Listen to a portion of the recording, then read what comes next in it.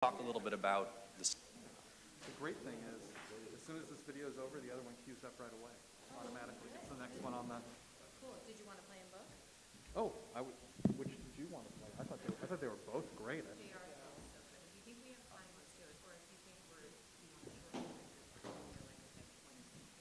No, I actually think both of them are really good. I think it's worth it. Sixth Amendment over there? I don't know. and the role that the court played in ensuring that the Sixth Amendment is real in practice. Let's talk a little bit about the Sixth Amendment. Where am I sitting? Anywhere you want. I'm putting it down here, okay? Where do you want to go? Did it. I'll sit in here. Perfect. Nailed it. TT's going to sit here unless Mike. Let's talk a little bit about the Sixth Amendment. It does not matter where I sit. You sit wherever you're comfortable. I can rock and roll with whatever.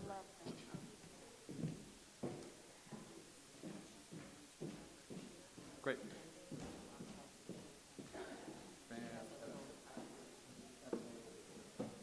Okay, we still got some folks coming down. I think we're having a lot of people online today.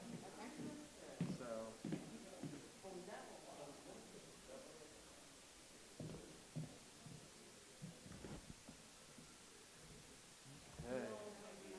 Hello. Folks coming in.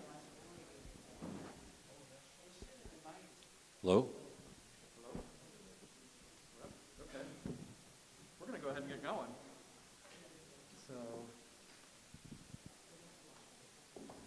Okay, I know we got some more folks coming in, and we've got a lot of you joining us online, so very grateful for this. Welcome to the forum, Sunday morning at All Saints Church.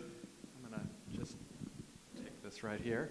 My name is Mike Kinman. I'm the rector here. My pronouns are he, him. It is good to have you all here. I'm really excited about this forum, and I think it's important to start off by saying what this is and what this isn't.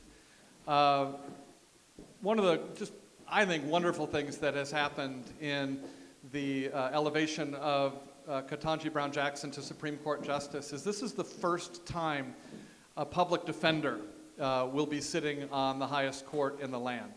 Yeah, absolutely. And Los Angeles City had the first public defender's office in the country, and actually was quite a bit before another one came into being. And in the last 20 years, only 2 public defenders have run for judgeships in Los Angeles, and they were both defeated. 3? Oh, 3. See, and this is going to be all your job is correcting me when I get this wrong. So this year we have 6. See, this is good. We have 6 public defenders running for judgeships. And so we thought this is a really great time because, first of all, a lot of people don't know what public defenders do and why we have public defenders. And then also, we really, we definitely find that, when we vote for our judges, I would imagine of all the people we vote for, our judges are some of the people we know the least about. And so, well, why would a public defender want to become a judge? So we're really going to dive into that issue. What I need to be clear about, and y'all already know this is not a campaign appearance. That's something that we don't do here. This is not an endorsement. They're not going to be talking about, this is what I would do if I were a judge, and this is why you're going to vote for me. And what I would ask is that when you ask your questions, that we stay to that issue and that we don't ask campaign-type questions. I really encourage you to look for any information that is out there on any candidate for office and all candidates for office. And there are some really good organizations. And really what I would encourage you to do is find an organization that meets your values. Like I always look at what Black Lives Matter Los Angeles says and who they endorse, or El Otro Lado, or an organization like that. Find organizations that match your values and look at who they are endorsing and find out about all your candidates. So we're really grateful to have this conversation and grateful to have all of you here at All Saints Church. And I'm going to introduce our just wonderful panel here, and I would just have you just maybe raise your hand when I say your name. And again, if I mispronounce your name, please correct me. Anna Reitano. Yes. Anna currently works for the LA Public Defender's Office as a deputy public defender, defending the rights of some of the poorest and most vulnerable members of our community. When she began this work, she was pregnant with her second child and hit the ground running as a trial attorney. She worked her way up, obtaining experience with misdemeanors, felonies, and juvenile delinquency matters, and she continues to do trial work to this day in a felony court. Tinalayo Rasaki, pronouns are she, her, works to make prisons obsolete, thank you, through strategic political campaigns that spark critical awareness and champion collectively generated responses to harm. Titilayo has nearly a decade of experience as a lawyer, organizer, and political strategist, and currently leads campaigns to transform pretrial policy and increase judicial accountability through the Justice LA, Care First California, Budget to Save Lives, and Transforming the Judiciary coalitions. Lloyd Handler. Good morning. Yes. Lloyd has been a deputy public defender since 1990, except a few years as a private criminal defense attorney. From 2016 to 2018, Lloyd was the deputy in charge of the public defender's Public Integrity Assurance Section, the unit that archived and disseminated law enforcement misconduct information in order to help clients dispute charges brought based on problematic officers. In that position, he also coordinated the office's handling of petitions for resentencing brought on behalf of clients sentenced to 25 years to life under the 3 Strikes Law. Lloyd is currently in the trial unit where he tries all levels of felony trials, including capital murder cases. Lloyd is married and is the proud dad to 2 boys. Patrick Hare has been working as a public defender, first for a few years in Orange County, then in LA County for more than 30 years. He has handled over 100 jury trials, works closely with collaborative courts such as the HALO, which stands for Homeless Alternatives to Living on the Streets, the Rapid Diversion Program, and the Bail Project. Patrick currently works as the deputy in charge of the Central Arraignment Court in downtown LA, one of the busiest courtrooms in the country. His passion for music led to his founding and leading the Hollywood Mass Choir along with the Reverend Alexander Hamilton. Is there relation there? I don't know. A multi-ethnic community choir committed to sharing the message of justice and reconciliation. Holly Hancock. Holly has been a deputy public defender for 15 years. Holly has done more than 65 jury trials and has won or gotten reductions in 80% of them. She is currently the deputy in charge of the Criminal Records Clearing Unit and the Homeless Mobile Unit, where she assists people all over LA County in expunging their records and helps coordinate the homeless courts in LA County. Holly is the boots on the group in trying to assist homeless people in clearing the way for them to be able to move forward in their lives. If I mispronounce this one, I'm in trouble. Elizabeth Lashley-Haynes. Some of you may know her. She has been with the PD's office almost 20 years. In addition to her trial work, Elizabeth has had a variety of unique roles in the PD's office, such as being a resource attorney in the juvenile division, where she advocated for juveniles with special needs to get them services through the school district, or the regional center to divert them out of the legal system. Currently, she is one of 2 attorneys in her office's Racial Justice Unit, where she brings claims of system and implicit bias using data and statistics showing disproportionate charging and sentencing of certain racial groups. She co-founded and is the president of the Women's Defenders Association and serves in the Defender Council of the National Legal Aid and Defenders Association. She puts in extra time, where you find it, I do not know, for the past 4 years to work on the Black Mamas bailout, part of a national effort. So thank you all for being here. And is Brittany here? Nichols. I don't think she can make it. Okay, so we were going to have someone do a history of judicial elections and civic education. Can you do that? Why don't you step up here? You want to hold the mic, or do you want to? You know, yeah. We're in the house of the Lord. I'm going to get free. That's right. Hello, everyone. Good morning. Thank you for Let's being talk a here little bit today. about the Sixth Amendment. Ooh, sorry. And That's the me. role- I apologize. Thank you. Yeah. So, my name is Titilayo Rasaki. I use she, her pronouns. I'm a policy and campaign strategist at an organization called La Defensa. And we are part of the Transforming the Judiciary Coalition, a coalition that works with a number of organizations like Ground Game LA, the organization that Brittany Nichols represents, and she's here in spirit. And so I'm really happy to provide this civic education, or just like providing a history of the judiciary in LA County, because It contextualizes why this is revolutionary.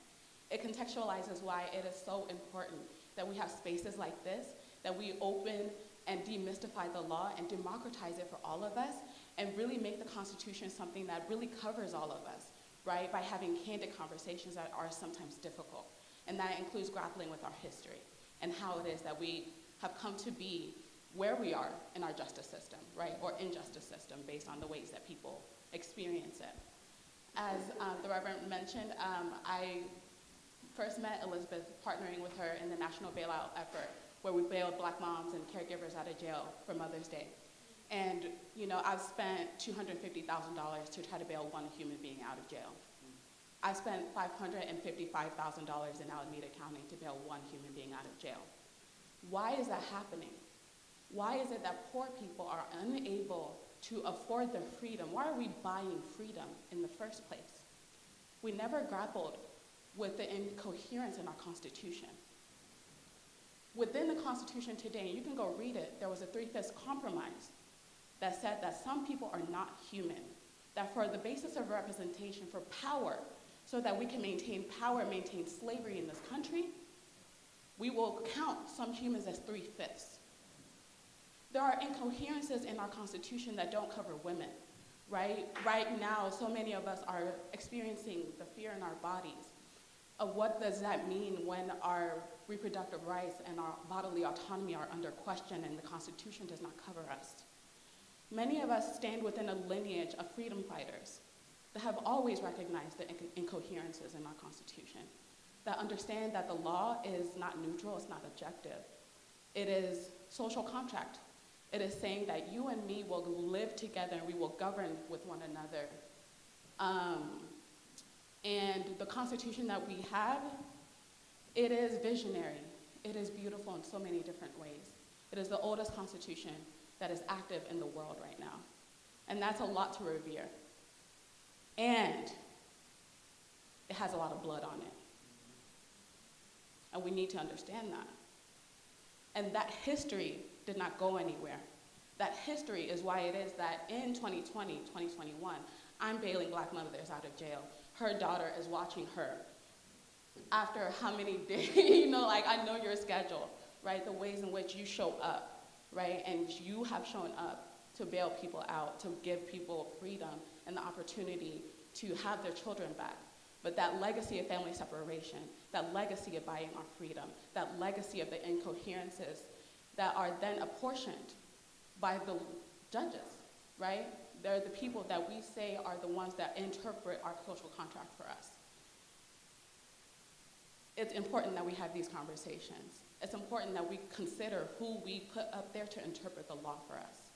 One of my former law school professors, I was just telling the folks, Justice Kavanaugh is sitting on the Supreme Court. I'm concerned. I was very concerned when that happened because I went toe-to-toe with him and I understood his counterterrorism policy. I understand there are very insignificant issues and I clearly expected Roe to happen in the ways in which I understand him to interpret the law. We have different interpretations. But yeah, the law is something that we have to grapple with. The law is a political endeavor. And so this conversation really is about us getting in the ring, democratizing the law by making it available to all of us, talking about it, saying that we have a say in the pipeline. So thank you for that. And with that, I'll kick it back to you for the agenda.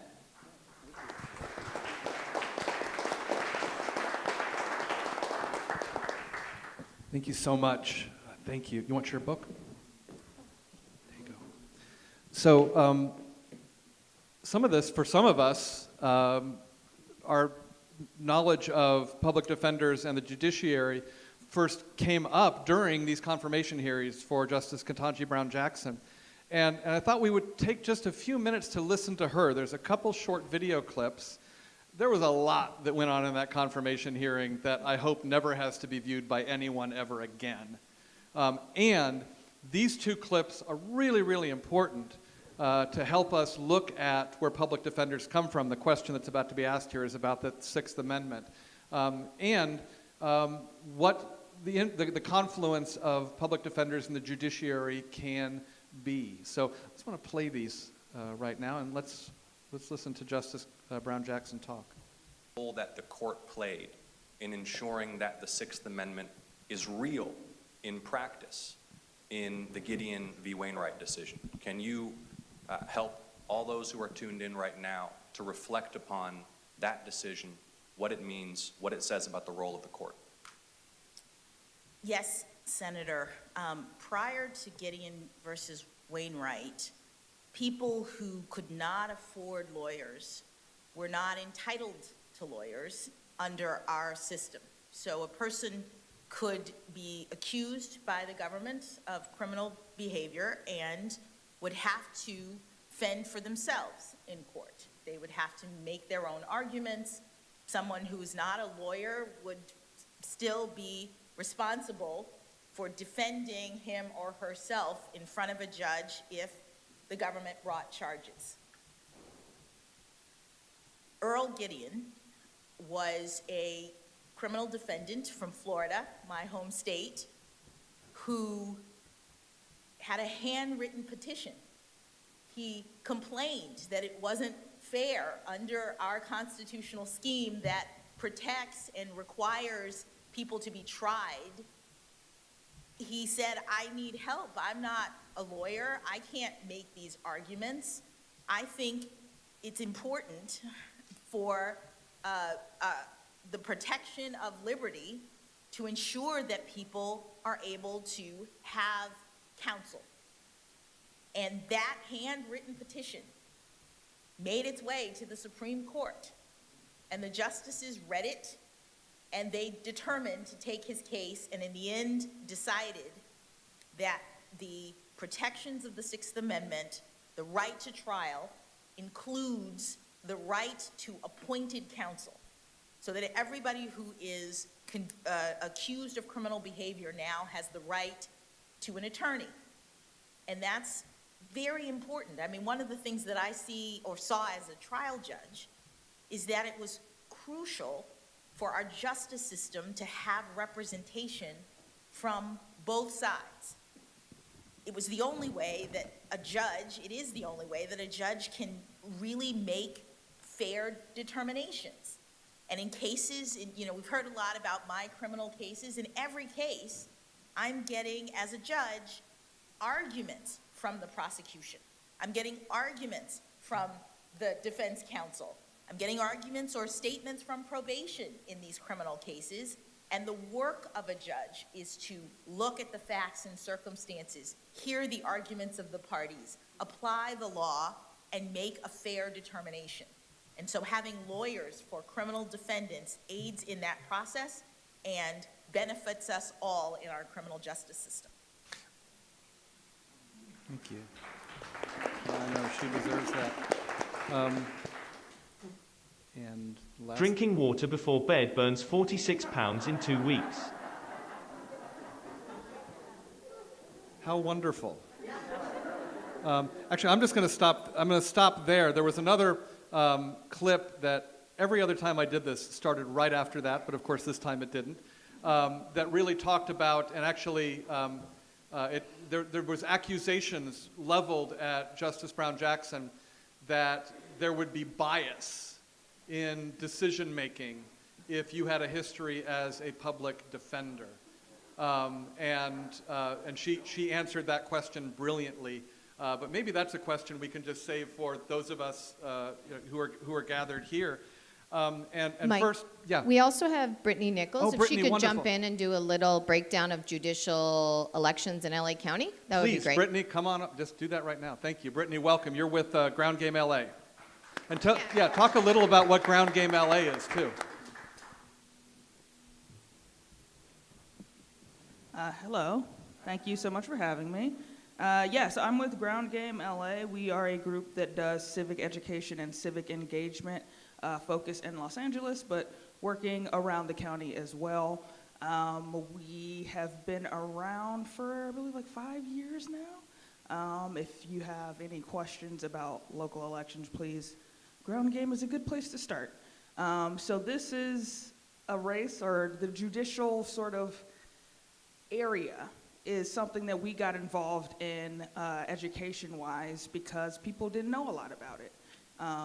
Things like city council, we found that people don't know much about that either, and it just gets worse and worse sort of further down the ballot you go. The further down a race is, the less glitzy and glammy it is, the harder it is to find information about those races. And specifically with judicial races, it seems that it has been beneficial to keep people ignorant. Because a lot of these races, it's not that people don't want you to know about their platforms, about their websites, about what the race means. It's just that it's so hard to get information out there. Los Angeles County is a huge county. Los Angeles City is a huge city. And even in cities like Pasadena and Glendale, the media coverage just doesn't hit those races. If you try to find out about your city council races, it's hard because since it isn't that large city, people don't spend resources, they don't spend media buys on those things. They get really pushed down, and that's especially so with something like the judicial races when combined with the fact that you're not in one of those larger hubs of population where people, tend to spend time and energy because you're going to hit a lot of people at once. So that really screws all of us, I think, in my opinion. And with the judicial races, there's a really interesting history. The races as we know them now is not how it's always been. It's actually been a pretty recent change that now all of us vote for this one thing called the Superior Court. That was something that got combined because of a prop. There used to be two different sort of ways that you could vote on these things, and they collapsed them together. And you would think that with that collapse, there would become more information, and that simply has not happened. So what that has caused is that the same sort of people get voted into these places of power, mostly because there haven't been a lot of options. Because there has been such a narrow vision of what qualifies as qualifications, I guess, there has not been an opportunity really to challenge and have the sort of diversity of options that we see in a lot of other races. When you look at a lot of other races, you have sort of this range, right? You have like conservative, you have liberal, you have leftist, you have this whole spread and plethora of options that we have not seen with these races because there's been such a narrow vision of what the background that qualifies for someone is.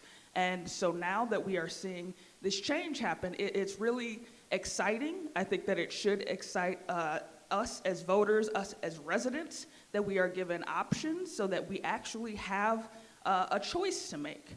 And those options in itself actually makes it so that people have to start talking about what they believe in. When there's only one version of something, you really don't have to speak to what your values are because it doesn't really matter because it's like, oh, well, yeah, I'm really your only option. And when those other options are available, it makes people have to come forth with, this is my history, this is my background, this is what I believe in. It puts pressure on people. It makes them have to have websites that you can find. It makes them have to have ads. Even, I saw a judicial billboard for the first time in my time in LA. These are things that people have to start doing to get their names out there simply because other options exist. And we really need to invest in making people tell us what they believe in, making people tell us why it is you think that you're qualified beyond that I have this title, beyond that I've worked for this amount of years, right? Now I'll actually look at my notes because I've just been going off the top of my head this whole time. Let's see. So yeah, the elections we have now have been since 2000. The name of that prop that I was talking about was 220. And there have only been 3 public defenders that have run since that happened.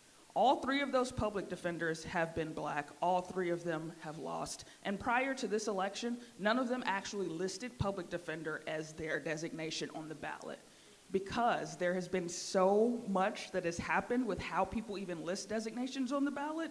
They try to scare you, right? They try to give you these listings of, oh, you have to support me because I fight for this bad thing. I put these bad people away. And that's all that you've had, right? That's all that we've had is this one line selling you on who these candidates are as people. And it operates on fear. And we don't want to be voting from a place of fear. We want to be voting, we want to be engaging with our electorate from a place of knowledge, from a place of power, from a place of empathy. We don't want to get scared into voting. When anyone is ever trying to scare you into voting, that should raise a big red flag. You should be voting because you respect these people. You respect their platform, you respect their community connections, their education, their experience, right? And we've just seen that over and over and over again. In LA specifically, we've tried to fight that. We've tried to say, you don't get to do that. You don't get to scare people into voting for you. You need to accurately describe who you are as with your professional background. Let's see. Is that good? Okay, great. Thank you. Sorry, I'm late. Thank you. And Titilayo, I'm wondering if we could just have you, and I may just hand this down to you, because part of, I think, what we might not understand or may need you to sort of help us with is not just sort of, well, why are these judgeships important, but, we're really, really aware of the Supreme Court right now. And what is the link between local elections and the higher courts, the appeals courts, the federal courts, and eventually the Supreme Court? Thank you for that question. As Brittany was speaking to earlier about the quote-unquote qualifications of what it means to be respected in the law and to be thank you, to be an authority on the law. Ketanji Brown Jackson, she's a unicorn in the sense of part of what is the qualification for Supreme Court justices, right? I think something like 5 or 6 probably now of the 9 justices come from one law school, Harvard Law School. Ketanji Brown Jackson, hails, and I happen to have graduated from that law school, right? And have sat in classrooms, right? At the end of one of my civil procedure classroom, I'll never forget it. Right? My professor said, look to your left and look to your right and understand, I just taught you civil procedure, which is, everything you need to do in order to control the outcomes of a lawsuit, right? But do understand that given the makeup of the Supreme Court, it's people like us who interpret the law, right?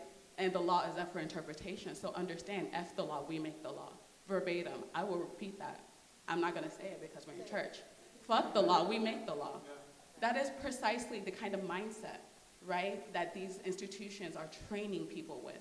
And the thing is, the classrooms do not look like me, generally, right? I was a unicorn when I pulled up and hopped out, as you see, with flowers in my hair, likely, right? But I was not the typical student. And so the kind of bravado that I'm bringing and the revenge that I have is to bring that to the streets. Right, be like, oh no, F the law, we make the law, right? Like we, in that era, we're grappling with what is the law, right? Y'all say the Constitution is neutral and objective, and it's not, right? And to connect this to elections, how is it that people like these folks get to the Supreme Court? Ketanji Brown Jackson started as a trial court judge, right? That is the pipeline. I'll tell you the pipeline. As a Harvard Law student, your first year grades are the only ones that matter because then you are eligible for the clerkships with the judges. Like at the appellate level, only your first year grades matter.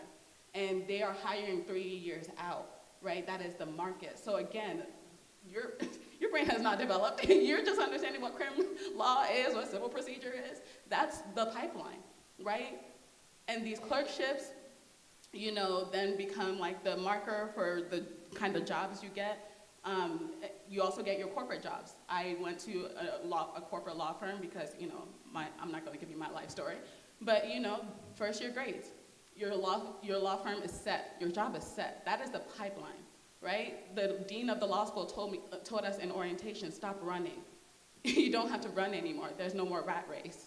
You're here. You don't have to do anything but exist. But that, again, I'm not the typical student.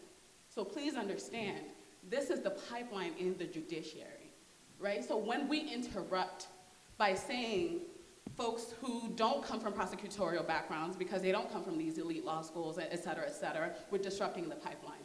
When we say public defenders as opposed to people who just believe that, a hammer is a nail and throw them all in cages, that's an interruption, right? Corporate seats, that they just buy them because if you don't know, there are no campaign limits, contribution limits for judicial races in LA County.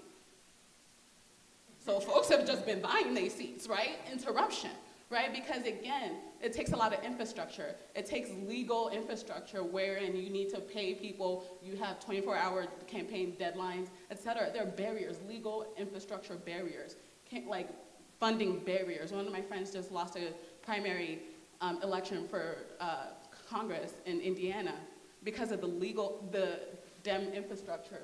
Folks would not shake his hand as a black man, right? So all these endorsement processes that they're going through, that's the infrastructure. So all of this is an interruption into the legal infrastructure. And it determines whether or not you get to determine your own bodily autonomy.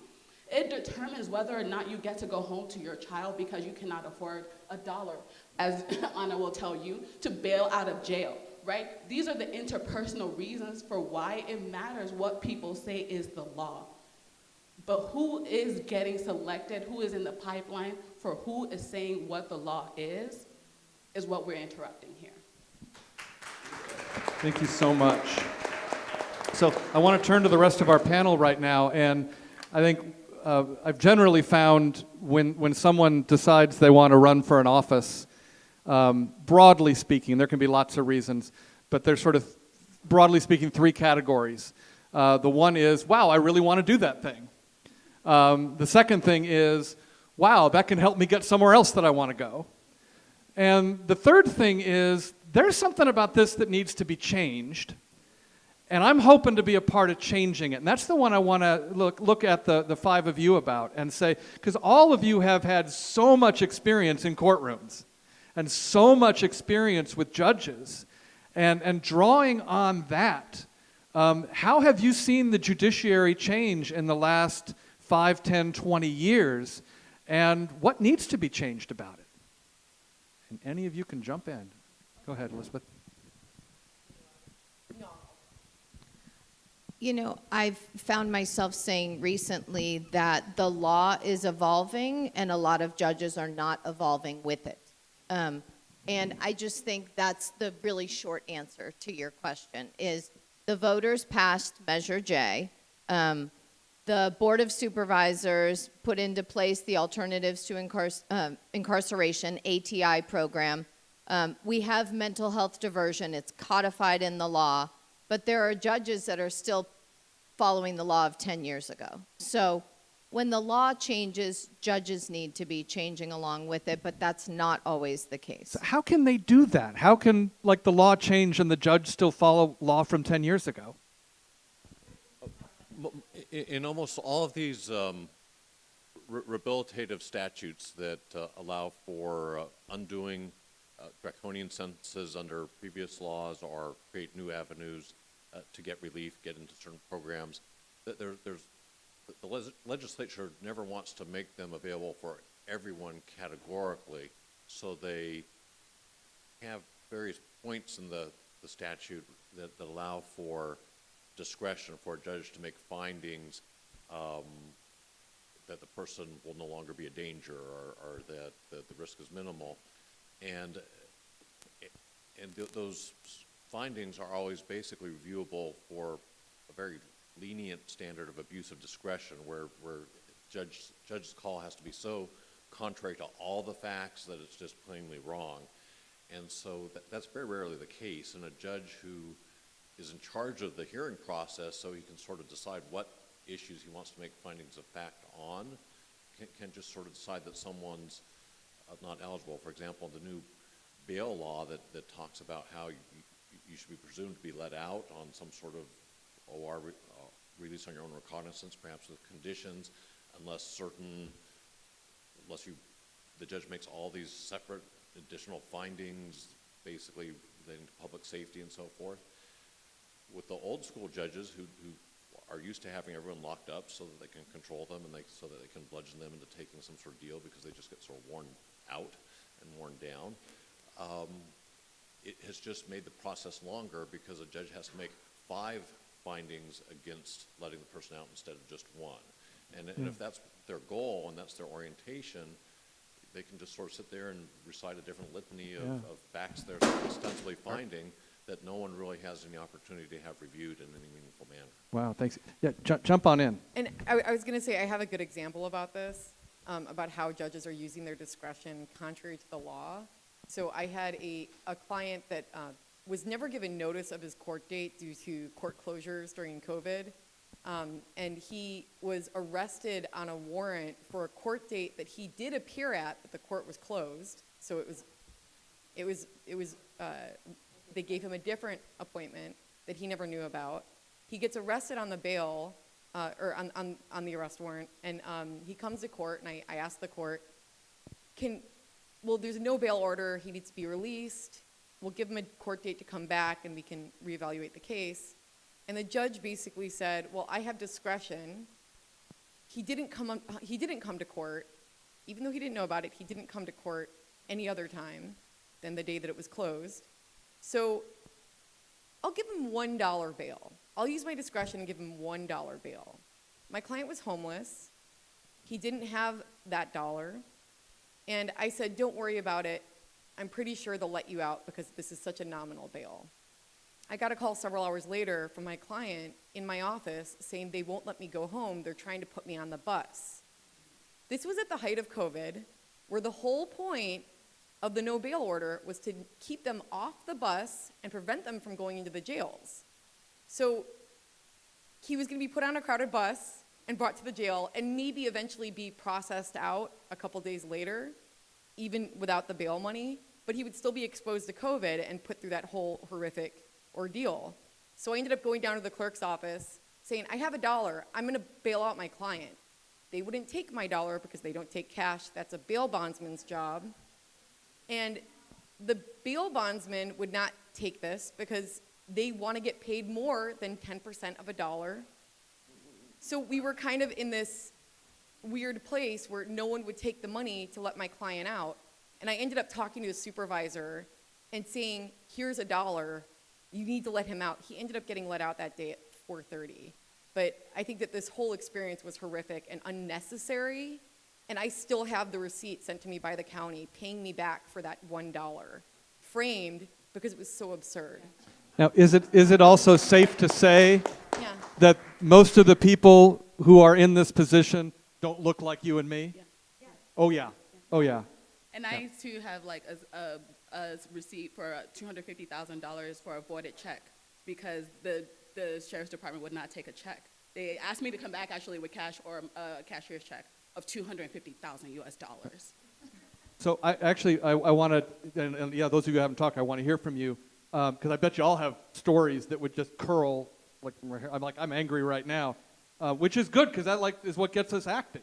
And so, you've been in lots of courtrooms with lots of judges. Since we are clear that public defenders aren't becoming judges, who are these judges and where are they coming from? And what is your experience of where most judges come from? And how does that shape, because Brian Stevenson talks about proximity shapes us. And so who they've been hanging out with shapes who they are. So how do you see that? Where are judges coming from and how does that shape them? Holly, go ahead. I'm going to do this. Holly, go ahead. Okay, so where are they coming from? The prosecution. And I will say this,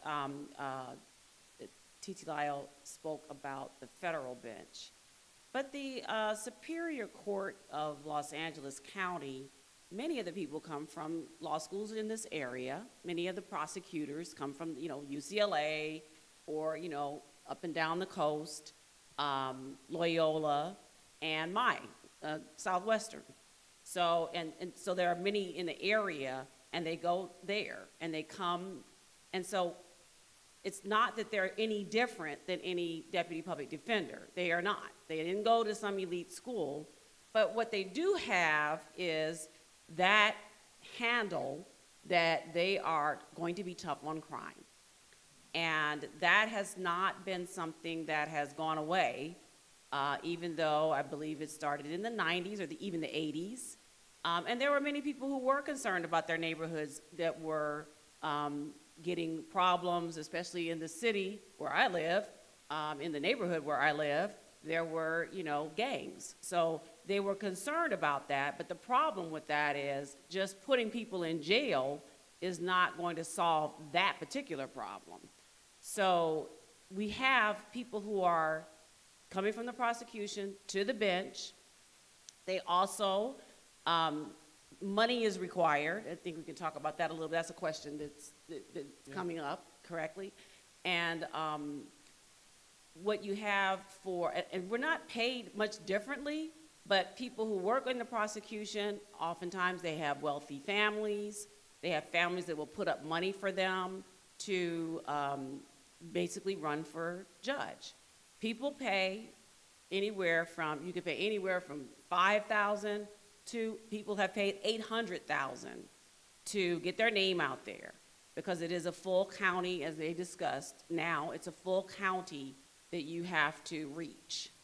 And when you reach that, in order to reach it, in the past, they have done mail-outs, sometimes, occasionally billboards. There's been only a few of those. But, you know, lawn signs, et cetera. There's a lot of money that goes into these mail-outs, also called slate mailers. And they buy their way into these. So you get them in the mail still, probably. And you're probably getting some now. And they cost a lot of money. But understand, no one has endorsed them to do that. It's they bought their way onto this slate. So it's not, you still would need to look at their background and know something about what have they done. I find that I've run twice. I was one of the 3 public defenders who's run in the past 20 years. I ran in 2018, and I did pretty good because I got some good endorsements, but I didn't have the money that my opponent had, and he was a deputy DA. I actually ran against 2 deputy DAs in the primary, and I think just because I presented an option, I got into the general election. So one of the DAs dropped out. And I just think it's because I presented an option. So often, and in this particular case, we have DAs running against DAs. It's because they get to a point in their career and they feel like the next thing they should do is get on the bench. What is that perspective? Again, the perspective is one where you have not necessarily been working with individuals in the community. You may not necessarily have been, well, you haven't been working with individuals in the community. You've been representing the government. The system at the DA's office, just, you know, what we know is very hierarchical. You know, it's from the top down. So at the top, they're going to say, these are the things you file. These are the kinds of cases that you file. And when they do file the cases, your community people, you may have had issues. You may have had a criminal case, someone break into your home, your car, et cetera. The DA will make a determination as to whether or not they can win that case. It is not about protecting the victims. It is not about, they have statistics they have to report, and it is about whether or not they can win the case. Those are the cases that they get filed. We never see a lot of cases. I never see a lot of cases from my neighborhood. A lot of the cases, you just don't see them because they don't think they can win that case. They will decline to file. Clients come in, we see it in arraignment court. I worked in arraignment court for about a year. Clients come in, they get released at the end of the day because the DA has decided I can't win this case. And it doesn't matter what they've done, if they've done a robbery, what have you, but I can't win it. So I think that there's a lot that goes on behind the scenes that you should know. When somebody says they're a filing deputy, they're making decisions every day about whether or not this community is going to get justice because I may or may not win the case. Well, that's actually a really good, thank you so much. Yeah, thank you for that. And it's a good transition, and maybe Patrick? Yeah, just to follow up on that. Yeah, and then I got another question for all of you, but go ahead. Great. Part of the mythology in our country is this image of Lady Justice with a blindfold on. But the fact is that none of us have blindfolds on. We have blind spots, but not blind folds. Everyone is coming from a social location, and for way too long, people have been in important positions of power in the judicial system, have been coming from the elite institutions, living in gated communities, and we don't have judges that are intimately aware of the facts on the ground of communities that don't look like them. So one of the critical differences that I think public defenders bring to the bench is that we have had close relationships not only with our clients, but their families and with the social systems that either supported them or failed them along the way. So I think where you sit and how wide a circle that you've created in learning about empathy and learning about communities different than your own is a critical piece of being an effective bench officer. Well, and that was actually the question I was going to ask, which is, how do you think the perspective of public defenders could shape the judiciary for the better? And does anyone else want to speak to that? Go ahead, Elizabeth. I'll try to be brief. But it's actually rather simple. I was thinking about this, you know. If you are day in, day out having conversations with people, frankly, we know a lot of our clients are guilty, right? We've got a lot of not guilty clients, but we've got a lot of guilty clients. And when you're day in, day out having conversations with the people who actually commit the crimes, right? The people who are actually breaking into the homes, the people who are actually, we have a deep understanding of what's underneath that. You know, it's a rare situation that somebody just says, I'm going to go break into a home. I mean, that just doesn't happen, you know. They have trauma. They are drug addicts. They have schizophrenia. You know, we understand. But the DAs truly look at our clients like they're monsters, you know. And we know they're not monsters. We know they're human beings with problems. And when you've been doing that year after year after year, you really see the patterns. And you know. And so that's what is so important on the bench, to not believe that everyone who commits a crime is a monster, but really understand what is underneath this. And that's the only way, I think, to start changing the outcomes of crime. I wonder about another systemic piece. And again, I go back to what Brian Stevenson said about proximity. And it appears to me that one of the challenges is, and especially like your stories, which are just like, oh my God, about your classmates and things like that, is like, you know, DAs, judge, like, these aren't evil people. Scripture uses this term of like hardening of heart. By the way, spoiler, it's not a good thing. And what happens is what you're describing is proximity softens our hearts. But if we take people and say, well, your client is the government, and we're not going to give you an opportunity to have proximity with real people, and you don't come from those communities of real people, you didn't go to school with those real people, well, you might have the softest heart in the world, but you've never had the opportunity to have it softened. And so, you know, that perspective, and so I also wonder is like, God, can we do something with district attorneys? And can we do something to build some proximity, you know, into this? You know, and so that's a question I have about the system. So, yeah, go ahead. Yeah, I just wanted to add on that, some of that, what you're saying here, because I actually started out as a prosecutor. I wasn't that interested in locking people up. I was interested in doing environmental crime prosecution, and just thought I would do street crime for a few years until I could get into that unit. And having gone through the DA training program, it's exactly what you said. It's sort of like in Exodus, where God, for reasons I never understood, hardens the heart of Pharaoh. No, it's problematic. There's this whole process that you go through where they sort of toughen you up. They say, don't fall for these things. People have to be held accountable for what they did, and you'll hear all these excuses, the mental illness, the drug addicts, but not every drug addict goes and does this or that or the other. Not every mental, you know, just sort of, essentially they're taught, just say no, just close your ears, follow the policy manual. They did this crime, they have this record, this is what should happen, and if you want to do anything else, there's going to be a lot of stuff you have to jump through to get permission to do something else. And so you're just trained. It's easier, just follow the manual, give everyone the same deal based on what you think we can prove, what we've charged, what they've done in the past. And when the defense lawyer comes and starts talking to you, you know, just say no. And then the number one thing I remember from my DA training class is being told specifically, people plead better when they're in custody. And that do whatever you can, keep them in jail so they're hopeless, so they can't do anything positive to show that they've learned their lesson.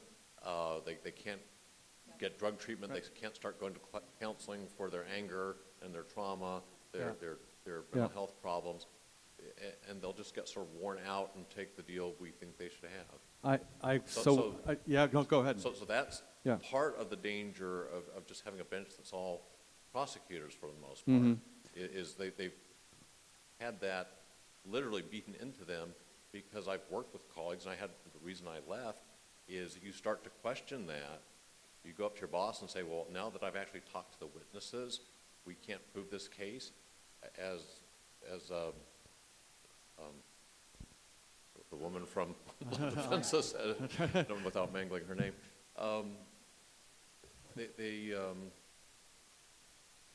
the whole thing is to get people to plead and feel hopeless. Yeah. So I wish we had like a half hour more, and we may have to do this again. So, like, first of all, I wanted to share really briefly, they do the same thing for jail chaplaincy. They make us go through a training session, and they literally say, these people will manipulate you, they will lie to you, don't believe a thing they say, which, by the way, is not a great way to enter into a pastoral relationship. And so it is, and you know, there was a chant we had on the streets that said the whole damn system is guilty as hell. And that's what it really feels like here. And so we have a few more minutes, and TTLI, I wanted you to jump in and talk about the Rate My Judge app and maybe some other things that we can do. And then it sounds like we may need to have a part 2 of this at some point. And then also, Brittany. Just to add on to that quickly, we recently went through a training to go and do voter registration inside of Men's Central Jail. And the training was the exact same thing. There was nothing about how to register people. There was nothing about what you're going to encounter. It was just, these people are manipulative. They will use you. They will abuse you. Do not treat them like they are normal people. That was the entire training. And then they said, all right, you're good to go. See ya. It really, I think, made everyone who was going through that training realize just how much that training was needed, and how just people who don't have that mindset interacting with people that are incarcerated matters, and we need to be doing that as much as possible, because every person that they are interacting with is giving them that same treatment of, you are dangerous, you are a monster, and I personally am a hero for even interacting with you, which I don't know if you could imagine. That is very traumatizing and not something that you want to be doing or treating people with when they're supposed to be there to be rehabilitated, quote unquote. Obviously, from every person that gets a training to go into that space, we know just from that training that that's not the energy that's that's present in that space. We've got about 3 minutes, so can you give us the real fast version? Yeah. 2 things. Hold up. 2 things. RateMyJudge.com or RateMyJudge.la. That's the website.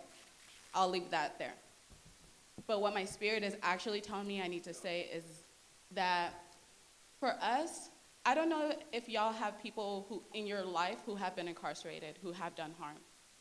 When I was in law school, my father was incarcerated for accusations of rape, right? So he was incarcerated throughout my law school experience. The thing is, we have to bring those people home. They're ours. We can't just abandon people. Right? And I think theologically, this is about hell. This is about our conception of people's disposability. At the end of the day, people have to come back and be reconciled to us. And the job of this system is to throw them away and to win at that. Our reframe is that they're ours. When I graduated from law school, I went to a corporate law firm because I needed to pay multiple rents because my father was coming home and my mother needed a divorce, and he needed to be housed. We are the folks who pay the sacrifices. We are the reentry system of this country. We are the ones who derail our lives. We are the ones who have the hard conversations. We are the ones who do the hard, drag-out battle of healing trauma in our bodies, in our families, in our homes. Rate My Judge is about bringing our voices, our accountability, and saying our job is not about winning. I don't want to win, I want to love. I don't want to win, I want to reclaim my father. I don't want to win, I want for future generations to come, there's a lineage that's coming, and I need to heal this in order for us to move forward. We have to reclaim cages, all those prisons, that's hell that we've made for ourselves. Those are people that we say we can dispose of and we can forget about. But for some of us, they have to come home. So rate my judges about, yes, saying to them that that is not your job. Your job is to be accountable to us. This Constitution is for all of us, unless it's not. And if that's the case, let's talk about that, right? That's the job. Thank you. Thank you. Can we thank all of them for their service? Amen.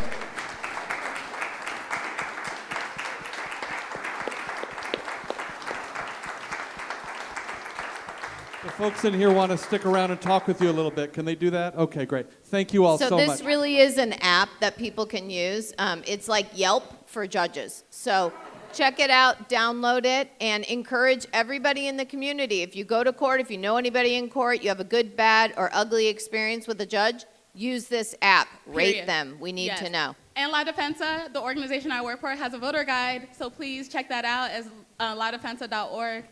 Thank you for listening. I want to have you